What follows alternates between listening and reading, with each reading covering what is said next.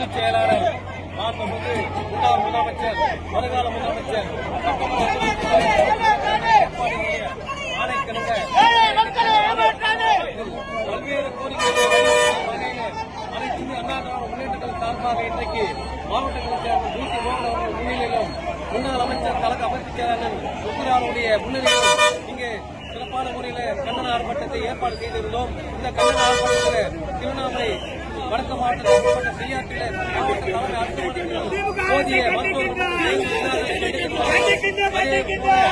செய்யாறில் இயங்கி வருகின்ற சிப்காட் தொழிற்சாலையில் வெளி மாநிலத்தவர்களுக்கு வேலை வழங்கி உள்ளூர் மாணவர்களுக்கும் இளைஞர்களுக்கும் வேலை வழங்காத திமுக அரசை கண்டித்தும் அதேபோல இந்த திருவண்ணாமலை வடக்கு மாவட்டத்தில் உட்பட்ட செய்யாறு மற்றும் வந்தவாசி பகுதியில் பல்வேறு கனிம வளங்கள் கல்குவாரிகள் அரசு அனுமதி பெறலாம், அவ்வாறு பெற்றிருந்தால் அனுமதிக்கு விதிமுறைக்கு மாறாக வெட்டியிருக்கின்ற கொள்ளையர்களை கண்டிக்கின்ற வகையிலும் அதேபோல நேரடி கொள்முதல் நிலையங்களில் விவசாயிகளால் விநியோகம் செய்யப்பட்ட அந்த நெல்லுக்கான விலையை கொடுக்காத திமுக அரசை கண்டிக்கிற வகையில் அதேபோல அனுமதி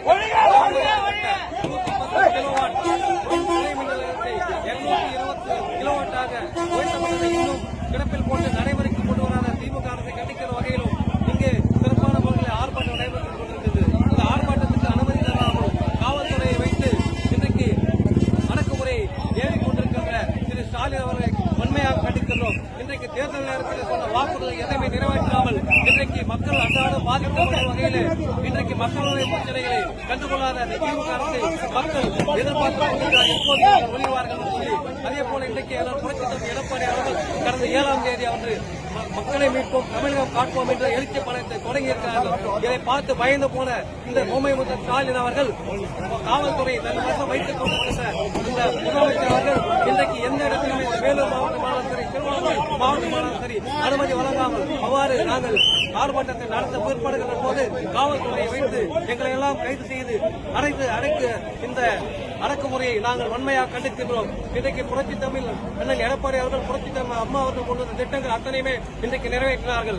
அதே போல இன்றைக்கு புதியதாக எத்தனையோ பல திட்டங்களை அண்ணன் எடப்பாடி அவர்கள் கொண்டு வந்தார்கள். அத்தனை திட்டங்களுமே இன்றைக்கு கிடப்பிலே போட்டிருக்கிறார்கள். இன்றைக்கு தமிழகத்தில் என்ன நடைபெற்றுக் கொண்டிருக்கிறது? எங்கு பார்த்தாலும் மரணங்கள், குறிப்பாக லாக்அப் டெத்துகள், லாக்அப் 25 இடத்திலே லாக்அப் மரங்கள் நடந்திருக்கிறது. இவர்களெல்லாம் இந்த நீதி விசாரணை வேண்டி மனித உரிமை ஆணையர்கள் தலையிட்டு இந்த திமுக அரசுக்கு பாரத்தை புகட்ட வேண்டும் என்பதுதான் எங்களோட கோரிக்கை. அதே போல இந்த திராவிட முன்னேற்ற கழகத்துடைய முதலமைச்சராக இருக்கின்ற பொம்மை முதலமைச்சர் குடும்ப ஆட்சி நடத்தி கொண்டிருக்கிற ஸ்டாலின் அடுத்து தன் மகனை முதலமைச்சராக்க வேண்டும் என்று துடித்துக் கொண்டிருக்கிறார்கள். ஆனால் மக்களோ இங்கே அவதிப்பட்டுக் கொண்டிருக்கிறார்கள். மக்களுக்கு தேவையானவற்றை நாளொரு மாதம் பொது வேலையாக அம்மா அவர்களும் எடப்பாடி அவர்களும் சிந்தித்து திட்டங்களை தீட்டி அவற்றை நிறைவேற்றி தந்தார்கள்.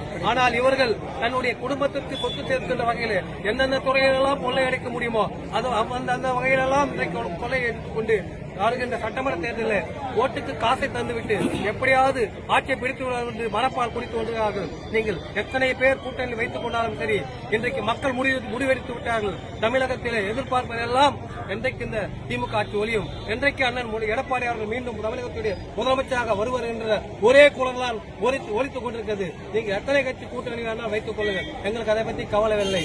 நீங்கள் செய்ய வேண்டியது என்னன்னு சொன்னால் எஞ்சி இந்த 6 மாத காலத்திலாவது நீங்கள் விட்டு போன பணிகள் எல்லாம் நீங்கள் துரிதமாக நிறைவேற்றி மக்கள் பயன்பாட்டுக்கு கொண்டு வர வேண்டும்தான் அனைத்து இந்திய அண்ணா திராவிட முன்னேற்ற கழக நோக்கம் என்று தெரிவித்துக் கொண்டு இதை உடனடியாக சரி செய்யாவிட்டால் இன்னும் மிக பெரிய அளவில் அண்ணன் புரட்சி தமிழ் கழக பொதுச்செயலாளர் எடப்பாடி அவர்கள் அனுமதி பெற்று மாவட்ட அளவில் பெரிய அளவில் மிகப்பெரிய போராட்டமாக அறிவிப்போம் என்று சொல்லிக்கொண்டு இங்கே இந்த கூட்டத்தின் வாயிலாக ஆர்ப்பாட்டத்தின் வாயிலாக முதலமைச்சருக்கு செவுடன் காதில் ஊதிய சங்கை போல எதையுமே கேட்டுக்கொள்ளாத இந்த பொம்மை முதலமைச்சருக்கு தெரிவித்துக் கொள்கிறோம், கண்டனத்தை தெரிவித்துக் கொள்கிறோம்.